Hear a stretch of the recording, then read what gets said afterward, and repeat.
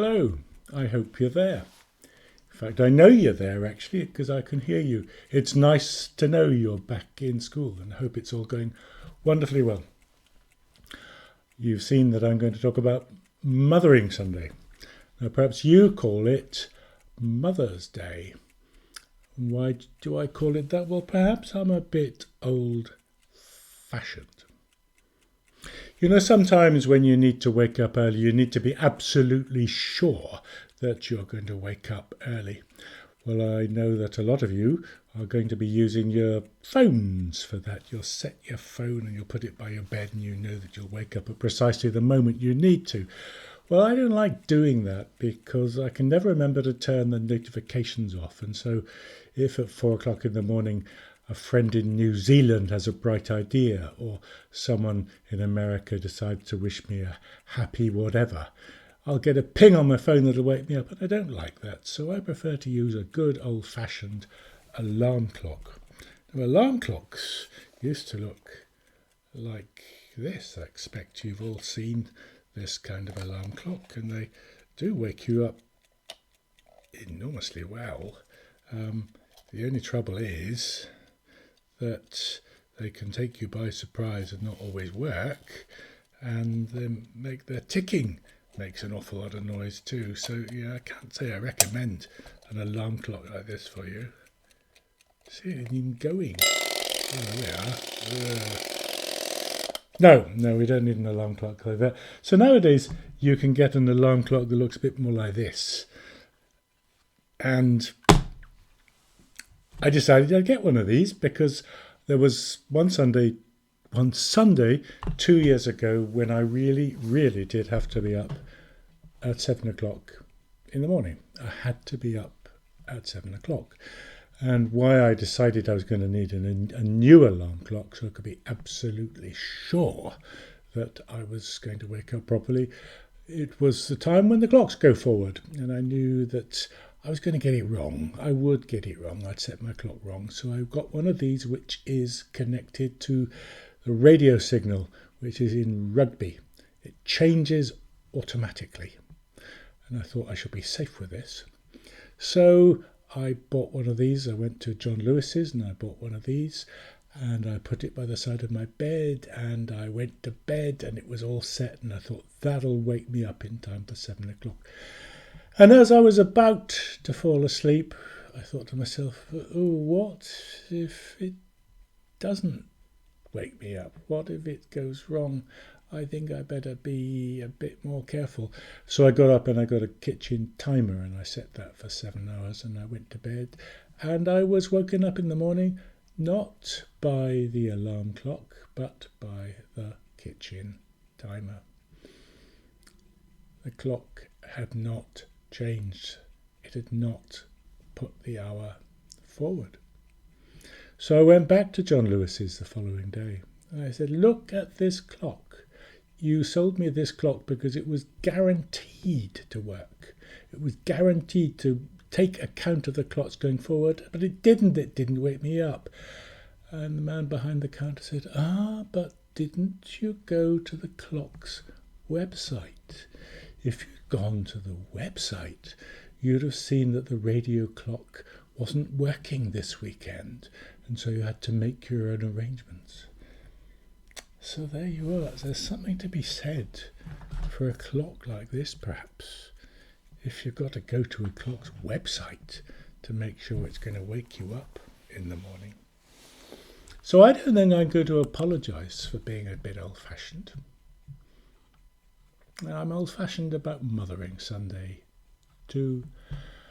I used to speak with my grandmother years and years ago about Mothering Sunday, and she used to remember it. It was in the days, things were so different then. It was the days when the way you bought your milk was that a man would come down the road with a horse and cart, and he'd have all his milk in one big churn on the back of the cart that the horse was pulling. So if you wanted milk, you came out to your gate holding a jug. And the man took your jug and he dipped it into the churn and he gave you as much milk as you wanted from there. My grandmother only went to school till she was 9, because girls had to help in the home in those days. So she and her 8 brothers, yes, 8 brothers she and her 8 brothers, until she was 9, they'd walk to school together. And walking to school was 5 miles there and 5 miles back. And the brothers went on doing that until they were 17, but she stopped when she was 9. Well, they say that life is changing fast. It's changed fast, changing a lot faster. It's changed faster during your parents' lives than it has during the whole of human history. Certainly, my grandmother used to live in a way which people had lived in there for 1,000 years or so. Things hadn't really changed very much in the village. At this time of the year, the girls of the village would be going around the hedges and the fields collecting flowers to bring to their mothers for Mothering Sunday. And when they'd had their breakfast on Mothering Sunday, they would all go to church together, because as far as they were concerned, the church was their mother. And if any of the girls had moved away, if they'd gone up to London or to the city to work, they were allowed to come home. Possibly it was the only time during the whole of the year they were allowed to come home and come to church with their mother on Mothering Sunday.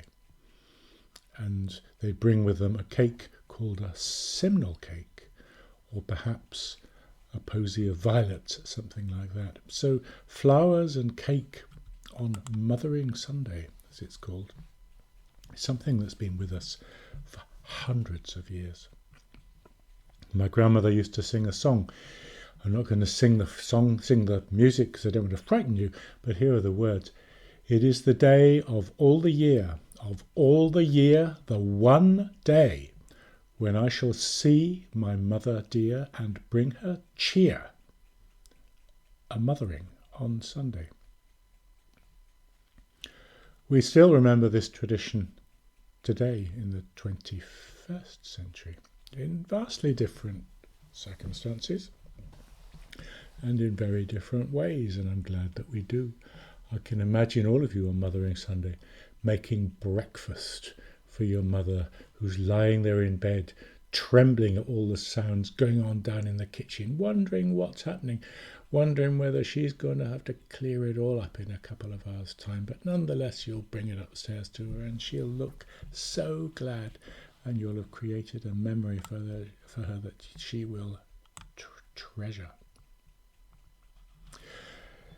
So, although things have changed so much, these things go on, and life doesn't actually change as much as we think it does. This story I told you about the clock, which I said was due to me being old-fashioned, well, in fact, what it was a story about was people who invent new technology and think they're going to be able to manage to do something wonderful, but in fact, it's just one more way of messing up, like it's always been. So things haven't changed as much as people try to tell us they have. In our deepest selves, we still are very much the same as we always used to be. But the things that really matter, such as love and peace and beauty and the value of family life. I saw a Mother's Day card in a shop window which said, God couldn't be everywhere. God couldn't be everywhere. That's why he gave us mothers. So that mothers could be everywhere, I suppose. That's what the card means, because God couldn't be everywhere. Well, try telling that to a mother nowadays. Try telling her that her job is to be everywhere, and see how she feels about it, especially in these last 12 months. I hope that none of you, when you're parents, will have to spend so much time at home as your parents and family have to spend so much time at home trying to keep things going while everything around you is locked down, everything seems to be down to you. It's been a hard time. And the thing that's made it possible has been the way that everyone has helped each other and done their bit. Let's hope we don't have to go through something like this again. But whether we do or whether we don't, we'll always need mothering and brothering and sistering and uncling and fathering, did I mention that? And uncling and aunting, teachering, friending. We'll need all kinds of people. It will always be the same. Now, of course, in your earliest years, when you're young, it may well be your mother that is the person who looks after you most, who takes the big responsibility for making sure you've got fresh clothes. Oh, let's not go into all that. Maybe your mother, and that's why it's good we have this celebration. Words are never enough to thank your mother for everything she does for you, everything she is for you. But your mother can't always be there. Just a very short story I'm going to tell you from the Bible, from St. John's Gospel. It's when Jesus, it's sad, it's when Jesus was on the cross, when he was being crucified. His mother's there and one of his friends is there. And he realises that before long he'll be dead. We know he doesn't stay that way, but he's going to be dead. And he will be leaving them. And they're going to need people to look after them. And so he says to his mother, look after him. And he says to the friend, look after her. Jesus' mother, Mary, was standing beside his cross. Jesus saw his mother and his favourite disciple standing there. Mother, he said, that is your son. And he said to his favourite disciple, there's your mother. And from that moment, the disciple welcomed Jesus' mother into his own home. So on the cross, Jesus remembered his mother and realised that he wasn't going to be with her all the time. She was going to need care, and so he handed her over to his favourite disciple. And he realised that his favourite disciple was likely to be left alone, and so he handed him into the care of Mary, his own mother. It's a dramatic story. Nothing like that will ever happen for us. But it was Jesus' way of showing that it's not that God can't be everywhere. That's why he gave it mothers. It's that mothers, bless them, can't be everywhere. We have to look after each other as well. So there's the reading from St. John's Gospel for Mothering Sunday. Let's finish with a prayer. Let us pray.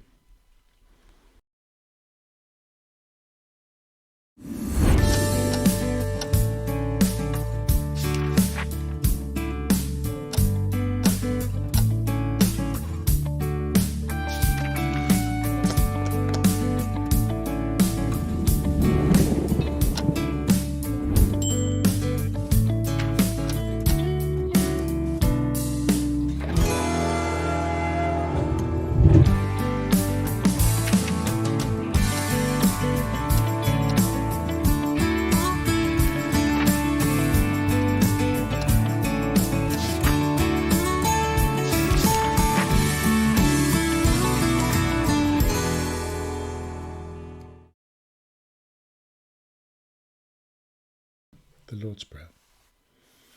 Our Father, who art in heaven, hallowed be thy name. Thy kingdom come, thy will be done in earth as it is in heaven.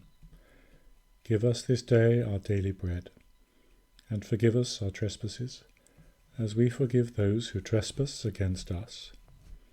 And lead us not into temptation, but deliver us from evil. For thine is the kingdom, the power, and the glory, for ever and ever. Amen. Thank you for your company. Thank you for listening. I shall think of you on Sunday as you do all those creative things in the kitchen, and make it a day that your mother will remember forever, one way or another.